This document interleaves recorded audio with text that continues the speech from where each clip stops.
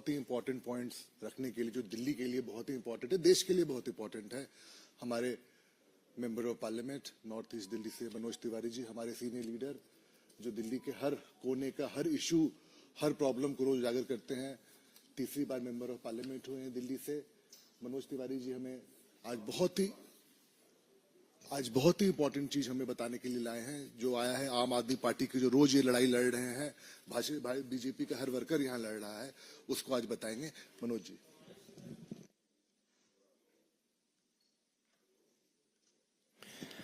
धन्यवाद प्रत्युष भाई।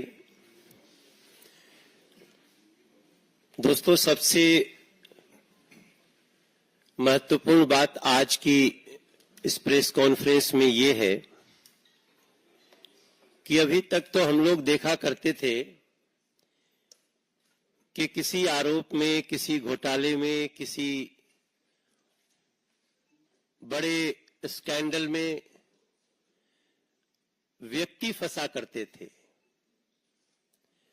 व्यक्तियों का समूह फंसा करता था। लेकिन आज दिल्ली में एक नया इतिहास बना है, जहां शराब घोटाले में दिल्ली की जनता की, झुग्गी झोपड़ी में रहने वालों की, अनऑथराइज्ड कॉलोनियों में रहने वालों की, रेहड़ी पटरी जैसे कार्य करने वाले लोगों की सुविधा के लिए जो पैसे खर्च होने थे, उस सरकारी खजाने के पैसे को शराब घोटाले में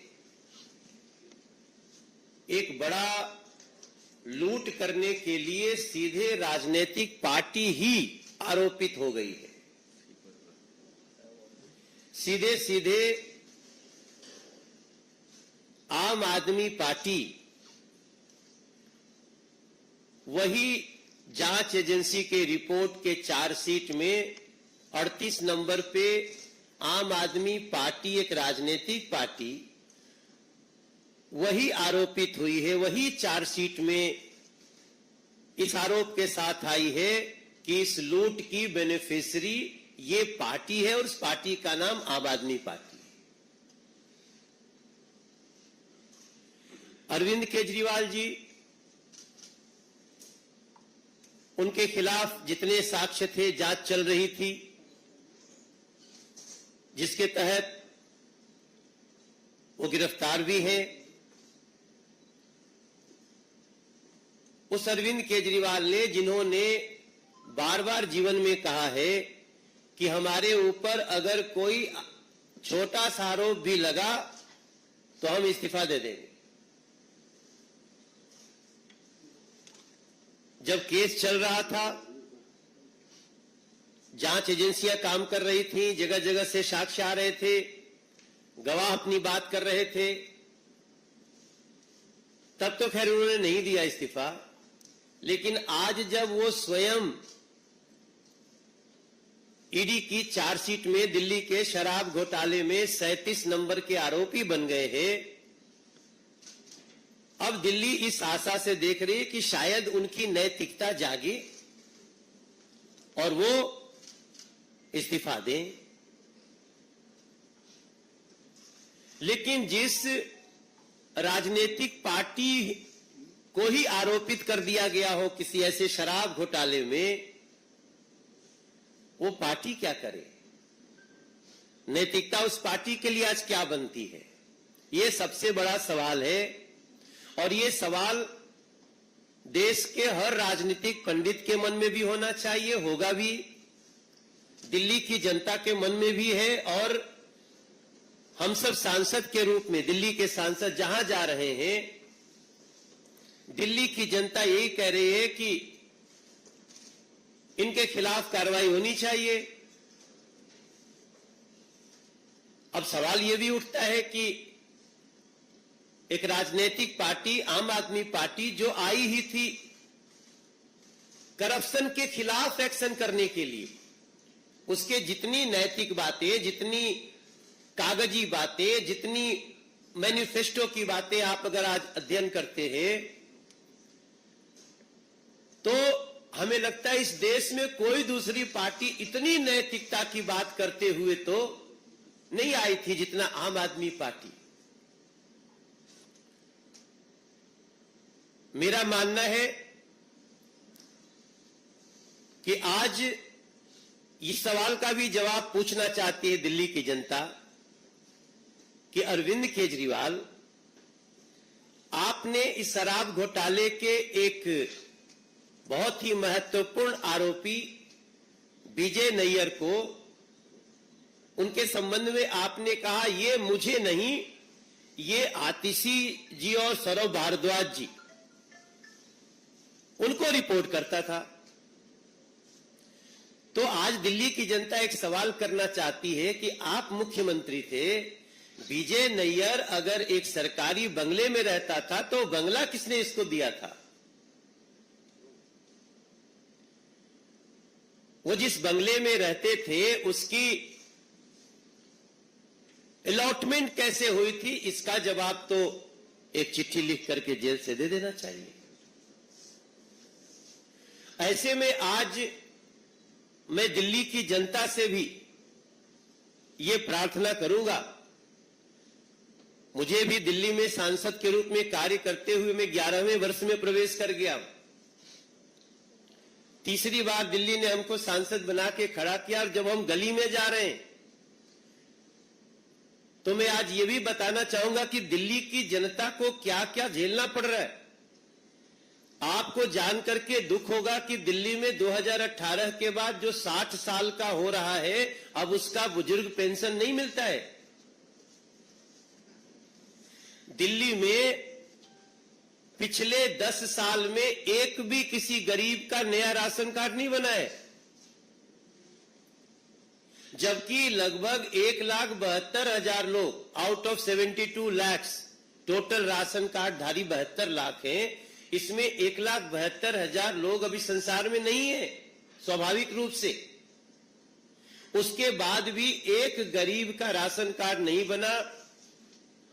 और हम जब भी कहीं बैठते हैं जन सुनवाई करने, जब भी हम कहीं बैठते हैं लोगों के बीच में, तो उस उपस्थिति का 30% लोग राशन कार्ड के लिए गरीब चिल्ला रहे होते हैं। आप सबको ये दिल्ली के जनता को जानकारी में रहे कि जो 5 लाख रुपए का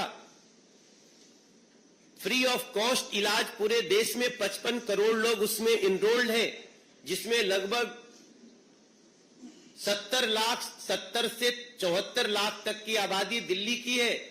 उनका नाम निबद्ध है कि अगर आपके घर में माता पिता पति पत्नी और उसके बच्चे, इसको परिवार कहा जाता है उस डेफिनेशन में, उसको 5 लाख रुपए का इलाज मिलेगा। लेकिन वो दिल्ली में रोका हुआ है अरविंद केजरीवाल जी की सरकार ने, और झूठ बोलते हैं। आपको एक और जानकारी दूंगा इस प्रेस कॉन्फ्रेंस में कि गरीबों को घर देने वाला प्रधानमंत्री आवास योजना, जो 4 करोड़ 21 लाख लोगों को पूरे देश में घर दे दिया है, एक केवल कालका जी का उदाहरण छोड़ दीजिए जो डीडीए की जमीन थी और सरकार की योजना से हुई, वरना दिल्ली के एनसीटी इलाके में प्रधानमंत्री आवास योजना बंद है, उसको चालू नहीं किया गया है। तब मैं पूछना चाहता हूं कि आप 10 साल में क्या दिया है आपने 10 साल में दिया तो कुछ नहीं। पानी के लिए भी दिल्ली तरस रही, या तो पानी के लिए तरस रही है, या तो पानी के कारण तरस रही है, परेशान हो रही है, तड़प रही है, तरस रही है और तड़प रही है। या तो पानी खत्म हो जाता है, या तो पानी भर जाता है, गाड़ी डूब जाती है। तब मैं आज अरविंद केजरीवाल को उनकी नैतिकता की याद दिलाते हुए, कि आप कहते थे ना कि आरोप लगते ही हम इस्तीफा देंगे, अभी आरोपी बन गए, आप चार्जशीट में आरोपी बन गए। तब मैं पूछना चाहता हूं, दिल्ली की जनता आपसे एक्सपेक्ट कर रही है कि क्या अब आपकी पार्टी को सरकार में बने रहने का अधिकार है, क्योंकि आपकी पार्टी भी इस शराब घोटाले में आरोपित हो चुकी है। 38 नंबर पे इन सवालों के साथ दिल्ली की जनता तो इसका निर्णय आपको करेगी, समय आने पर देखेगी। लेकिन इस समय अगर अरविंद केजरीवाल जी चिट्ठी से भी सरकार चला रहे हैं, अगर अरविंद केजरीवाल जी अपने घर में भी किसी को चिट्ठी लिखते हैं, तो कृपया लिख करके बताइए कि इन परिस्थिति में दिल्ली की जनता नैतिकता के रूप में आपसे क्या अपेक्षा करे। ये भारतीय जनता पार्टी चाहती है। Questions? Yes. मनोज जी, आपने बोला कि पानी जो है या तो बिल्कुल नहीं होता है, बहुत ज्यादा होता है, तो मुझे खबर आ रही है जैसे कॉलोनी रवाना में जो है वहाँ का बाराज टूट गया, तो वहाँ पे कार्ड मुनेक नहर आती है जिससे पानी दिया जाता है, उसकी ये घटना अभी हमारे पास थोड़ी देर पहले में पीसी में आने से पहले पता चला है। तो देखिए, जब किसी भी चीज की मरम्मत नहीं होगी, जब किसी चीज का केयर नहीं होगा, तो इसी तरह का समाचार हमको मिलता है।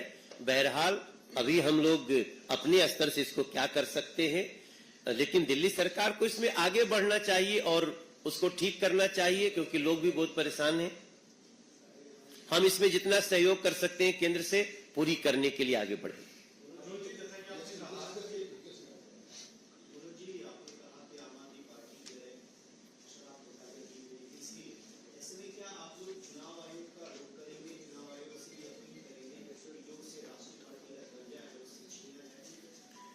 देखिए, हमारे देश में संवैधानिक व्यवस्था है, हमें संविधान पे विश्वास है। चुनाव आयोग ऐसे मामले में जो संज्ञान लेना होता है जरूर लेंगे, ऐसा मेरा विश्वास। मनोज जी, आपने कहा कि आम आदमी पार्टी आरोपित हो गई है, मुख्यमंत्री का नाम आ गया है, आरोप लगते ही वो पहले इस्तीफा देने की बात कहते थे, लेकिन अब आपकी स्पष्ट मांग क्या है, क्या चाहते हैं? नहीं, हमारी स्पष्ट मांग है कि इनको अपने पद पे बने रहने का अधिकार नहीं है। इनको अपने पद से मुख्यमंत्री को भी इस्तीफा देना चाहिए, और आम आदमी पार्टी ही आरोपित हुई है, इसमें क्या होना चाहिए उनसे हम चिट्ठी के मार्फत जानना चाहिए।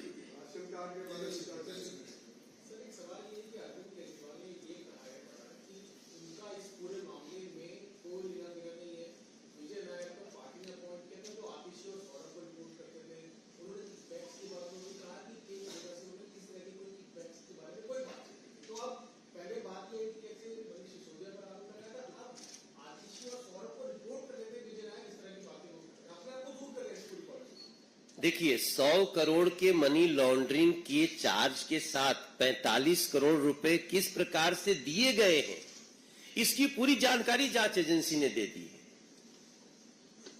कौन से व्यक्ति ने पैसा पहुंचाया, कितना 25 करोड़ कब गया, विनोद चौहान ने 25 करोड़ रुपए दिल्ली से गोवा कैसे भेजा, और बेनापल्ली ने कैसे रिसीव किया, ये सारी जानकारी अब आपके सामने है। मतलब जांच एजेंसी ने दे दिया है कोर्ट के समक्ष।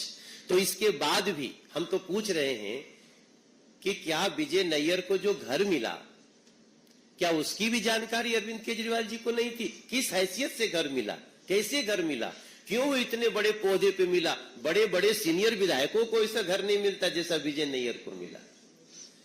तो मुझे लगता है कि कोशिश तो हर अपराधी करता है बचने की, मगर कोई गुंजाइश है नहीं। He should resign.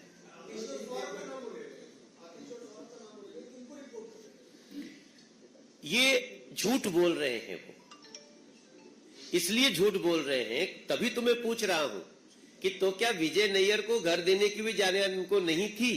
वो कैबिनेट स्तर का जो घर है वो उसको दिया हुआ है। उसके बाद भी अरविंद केजरीवाल जी आप इसको असत्य करने की जो कोशिश कर रहे हैं उसमें पकड़े जा रहे हैं। अब आपको दिल्ली की जनता पहचान चुकी है, आपसे अपेक्षा है कि आप इस्तीफा दें। वो तो कह रहे हैं इस्तीफा तो हम नहीं देंगे, सरकार ऐसी चलती रहेगी, 4 महीने हो गए, आगे और चल जाएगी 1.5 साल। दिल्ली की जनता देख रही है, यही तो बात है कि दिल्ली की जनता देख रही है। हाँ, नहीं, हम लोग तो बार बार कह रहे हैं जो इस चीज में संवैधानिक प्रक्रियाएं हैं उसका पालन होना चाहिए, उसके आधार पे एक्शन होना चाहिए। Just a minute. We have 2 more questions, so let's go with you first. Yeah. PPAC जो बढ़ा है 8.7% के करीब, उसके बाद बिजली के बिल ज्यादा बढ़ रहे हैं, उस तरह की कहीं आपत्ति जताई है, सर एक प्रोग्रेस भी होगा। आम आदमी पार्टी की तरफ से बयान आया है कि ये एक रिस्पॉन्स में बीएससीएस ने डायरेक्ट डीईआरसी को लेकर लिखा है और अनुमति नहीं लिया बढ़ाने की, तो कैसे देखते हैं? उस पे हमारे प्रदेश अध्यक्ष ने, दिल्ली के प्रदेश अध्यक्ष ने पूरी जानकारी दी है। अभी उस पे हम बाद में बात करेंगे।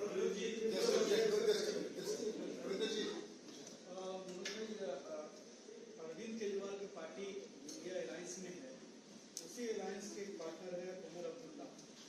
उन्होंने कश्मीर में जो भी वहाँ आतंकवादी घटनाएं घट रही है, सेना के शहीद हो रहे हैं, उस पर भी सवाल उठाया। कहा कि केंद्र सरकार ऐसी हैसियत में नहीं कि हम चुनाव करें, अगर कराना है तो चुनाव करा ले, या हम जनता तय कर ले कि उसको किस दिशा में जाना है।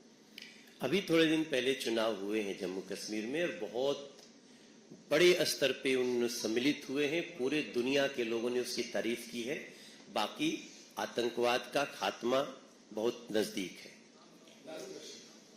सर, सुप्रीम कोर्ट ने अभी कल जो फैसला दिया उसमें महिलाओं के संदर्भ में कि वो जो है तलाक के बाद अपने हक को लेकर के अपने पति से डिमांड कर सकती है, उसको लेकर के मुस्लिम धर्मगुरु कई मुस्लिम धर्मगुरु विरोध कर रहे हैं, उसको लेकर के मीटिंग भी बुलाया जा रहा है। कैसे देखते हैं? एक तरफ महिलाओं के हित में इतना बड़ा एक फैसला है और उस पर इस तरीके की प्रतिक्रियाएं जो आ रही है। आज हमको इसी पे केंद्रित रहने दीजिए। एक सवाल एक बहुत अर्जेंट ध्यान नहीं मांग रहा है, लेकिन दिल्ली में तो भवाना वो नहर टूट गई, दिक्कत की बात हो गई दिल्ली में, वहां तो आज भी गिर रहे हैं, उनकी भी तो मदद करनी होगी। नहीं नहीं, केंद्र से जो भी मदद मांगेगा पूरी तरह दिया जाएगा। बट पहली बार एक राजनीतिक पार्टी ही आरोपित हो गई। हम सबको इस पे दिल्ली के प्रत्येक लोगों को भी जगाना है और इस पे क्या नैतिकता हो सकती है, इंतजार कर।